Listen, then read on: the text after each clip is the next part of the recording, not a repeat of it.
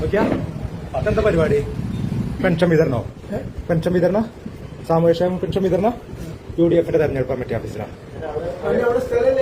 ഞാൻ ഒന്നും ചോദിച്ചില്ല. അനക്ക് പരിയെത്തിക്ക 25 ഉറുപ്പിച്ച് വാങ്ങിയിട്ട് UDF തെരഞ്ഞെടുപ്പ് കമ്മിറ്റി ഓഫീസിൽ നിന്ന് ഇത്രയും ആളുകളെ നിലനിർത്തിയാണ്ട് പഞ്ചായത്ത് പ്രസിഡന്റിന്റെ അധ്യക്ഷതയിൽ കൊടുത്തോ? 25 ഉറുപ്പ് വാങ്ങിനു, അന്റെ ബാങ്ക് 30 ഉറുപ്പ് വാങ്ങിയില്ലേ? ജരിയൊപ്പിട്ട് എടുത്തോ? വേണ്ടാന്ന് വീട്ടിൽ കത്തിക്കാനും സർക്കാർ ജിയോല്ലേ? സർക്കാരല്ലേ? I am asking to him, not on you. Okay, സർക്കാർ ജിയോ എന്താ? സർക്കാർ ജിയോ എന്താ? Government order. G O means government order. ഞാൻ നിങ്ങളോട് സംസാരിച്ചിട്ടില്ല. ഞാൻ നിങ്ങളോട് സംസാരിക്കണമെന്നില്ല. ഞാൻ സംസാരിക്കുന്നത് ഇയാളോടാണ്. ഞാൻ ചോദിച്ചതിന്റെ ഉത്തരാ ചോദിച്ചത്. എന്താണ് സർക്കാരിന്റെ ഓർഡർ? സർക്കാരിന്റെ ഓർഡർ എന്താ? സർക്കാരിന്റെ ഓർഡർ എന്താ? ഇത് പഞ്ചായത്ത് പ്രസിഡന്റ്, ഇത് പൈസ, ഇത് ഓർഡറുകള്. ഇത്രയും ആളുകളെ UDF തെരഞ്ഞെടുപ്പ് കമ്മിറ്റി ഓഫീസിൽ നിലനിർത്തിയിട്ട് സാമൂഹ്യക്ഷേമ പെൻഷൻ വിതരണം ചെയ്യുന്ന പുൽപ്പറ്റ സർവീസ് സഹകരണ ബാങ്കിലെ ആള് അല്ലെ? അടുത്ത സ്റ്റാഫ് അല്ലേ? വീട്ടിൽ കൊണ്ടേ കൊടുക്കും. വീട്ടിൽ കൊണ്ടേ കൊടുക്കും. സുഖമല്ലെങ്കിൽ ഓന്റെ പണി വേറെ ആളെടുക്കും. ഞാൻ ഓനോട് ചോദിച്ചോളാം. നിങ്ങൾ എനിക്ക് ധൈര്യം ഇത് കൊടുത്തോ? അത് കഴിഞ്ഞ് കൊടുത്തോ? ഞാൻ കൊടുക്കേണ്ട അറിഞ്ഞില്ലല്ലോ. ഞങ്ങളോട് വാങ്ങേണ്ട അറിഞ്ഞോ? ഞങ്ങളോടും പറയും വർത്താനുമില്ല. എനിക്ക് നിങ്ങളോട് വർത്താനുള്ളൂ. നിങ്ങൾക്ക് കൊടുത്തോളി.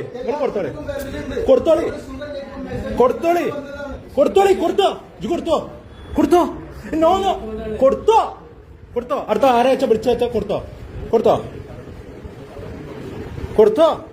എന്താ പ്രശ്നം? എന്താ? കൊടുത്തോ. ഞാൻ കൊടുക്കേണ്ട അറിഞ്ഞില്ലല്ലോ. ഞാൻ പെൻഷൻ കൊടുക്കേണ്ട അറിഞ്ഞില്ല. പെൻഷൻ കൊടുത്തോ? ഞാൻ നിങ്ങളോട് പറഞ്ഞില്ല. ഞാൻ ഇവനോട് സംസാരിക്കണോളൂ. പെൻഷൻ കൊടുത്തോ? പെൻഷൻ കൊടുത്തോ?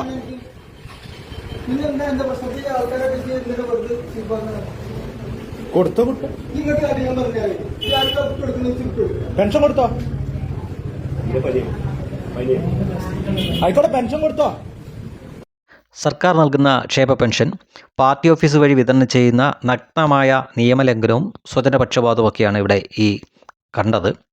നോക്കൂ, ഇന്ന് നമുക്ക് എല്ലാവർക്കും അറിയാം, കേന്ദ്ര സർക്കാരിൻ്റെ പെൻഷനാവട്ടെ അല്ലെങ്കിൽ മറ്റ് സഹായങ്ങളാവട്ടെ, അതെല്ലാം ഒരൊറ്റ ക്ലിക്കിൽ എല്ലാവരുടെയും ബാങ്ക് അക്കൗണ്ടിലേക്ക് നേരിട്ട് എത്തുമ്പോഴാണ് എല്ലാത്തിനും കേരളമാണ് നമ്പർ 1 എന്ന് തള്ളിമറിക്കുന്ന ഈ കേരളത്തിൽ ക്ഷേമ പെൻഷനുകൾ നോക്കൂ, UDF തിരഞ്ഞെടുപ്പ് കമ്മിറ്റി ഓഫീസിലേക്ക് ആളുകളെ വിളിച്ചു വരുത്തിയിട്ട് അവിടെ നിന്ന് വിതരണം ചെയ്യുകയാണ്. ഇത് ശരിക്കും ഭരണഘടനാ ലംഘനം തന്നെയാണ്. മാത്രമല്ല, ഈ പണം ഞങ്ങളാണ് തരുന്നത് എന്ന് ഈ പാവപ്പെട്ടവരെ തെറ്റിദ്ധരിപ്പിക്കാൻ വേണ്ടി ചെയ്യുന്നൊരു പരിപാടിയാണ്. ഇത്തരം കലാപരിപാടികൾ നേരത്തെ കമ്മ്യൂണിസ്റ്റ് പാർട്ടിയും ചെയ്തിട്ടുള്ളതാണ്. ഇതിപ്പോൾ കോൺഗ്രസ് ഭരണത്തിലാണ് നമ്മളിത് കാണുന്നത്. അവിടെ ചോദ്യം ചെയ്യാൻ ഒരാളുണ്ടായി എന്നത് ഒരു പോസിറ്റീവായിട്ടുള്ള കാര്യം തന്നെയാണ്. അയാളുടെ ചോദ്യത്തിനൊന്നും മറുപടി ഇല്ലാതെ നിസ്സഹായനായി നിൽക്കുന്ന ഉദ്യോഗസ്ഥനെ നമുക്കവിടെ കാണാം. കാരണം അയാൾക്ക് പ്രതിരോധിക്കാനൊന്നുമില്ല. ഇങ്ങനെ ചെയ്യാൻ സാധാരണഗതിയിൽ പറ്റില്ല.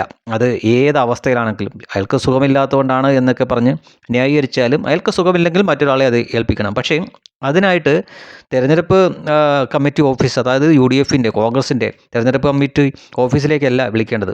അവിടെ ആ ഭിത്തിയിൽ കാണുന്ന നിറം ശ്രദ്ധിച്ചാൽ നമുക്ക് മനസ്സിലാക്കാൻ പറ്റും. അത് മുസ്ലിം ലീഗിൻ്റെ പാർട്ടി ഓഫീസ് ആയിരിക്കണം. അവർ UDF ഭാഗമായതിനാൽ UDF തിരഞ്ഞെടുപ്പ് കമ്മിറ്റി ഓഫീസ് എന്ന് പറഞ്ഞിട്ട് ശരിക്കും അത് മുസ്ലിം ലീഗിൻ്റെ തന്നെ ആയിരിക്കണം. കാരണം ആ നിറം കാണുമ്പോൾ നമുക്കതാണ് മനസ്സിലാക്കാൻ പറ്റുന്നത്. ശരിക്കും സ്വജനപക്ഷപാതം തന്നെയാണ് കാണിക്കുന്നത്. ഇത് ഞങ്ങളാണ് ഈ പണം തരുന്നത് എന്ന് ഈ പാവപ്പെട്ട ജനങ്ങളെ തെറ്റിദ്ധരിപ്പിക്കാൻ വേണ്ടിയിട്ടാണ് ഇവരിത് ചെയ്തത്. അങ്ങനെ തന്നെയായിരിക്കും കൂടുതൽ ആളുകളും അത് വിശ്വസിക്കുക. നമുക്കറിയാം, തൊഴിലുറപ്പ് പദ്ധതിയിൽ ജോലി ചെയ്യുന്ന ലക്ഷക്കണക്കിന് കേരളത്തിൽ മലയാളികളുണ്ട്. അവരെ പലരെയും തെറ്റിദ്ധരിപ്പിച്ചത്, മുൻകാലങ്ങളിൽ തെറ്റിദ്ധരിപ്പിച്ചത് ഇത് ഇടതുപക്ഷ സർക്കാരാണ് ഇതിൻ്റെ പണം തരുന്നത് എന്ന തരത്തിലാക്കിയാണ്. അങ്ങനെ പല തരത്തിലുള്ള തെറ്റിദ്ധരിപ്പിക്കുന്ന രീതിയിലുള്ള പ്രവൃത്തിയും മറ്റുമൊക്കെയാണ് ഇവിടെ കാലാകാലങ്ങളായി നടന്നുകൊണ്ടിരിക്കുന്നത്. അതിൻ്റെ ഒരു ഭാഗം തന്നെയാണിത്. ഇടത് മാറി വലത് വന്നിട്ടും ഈ സിസ്റ്റമൊക്കെ പഴയ രീതിയിൽ തന്നെയാണ് പോയിക്കൊണ്ടിരിക്കുന്നത്.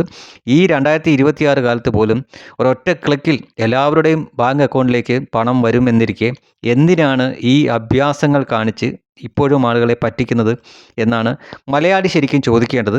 അത് ഈ ഒരാൾ ചോദിച്ച പോലെയല്ല, അത് കൂട്ടമായിട്ട് തന്നെ ആളുകൾ ചോദിക്കുകയും ഇത് എന്നേക്കുമായിട്ട് ഇത്തരം തട്ടിപ്പ് പരിപാടികൾ നിർത്തുകയും വേണം.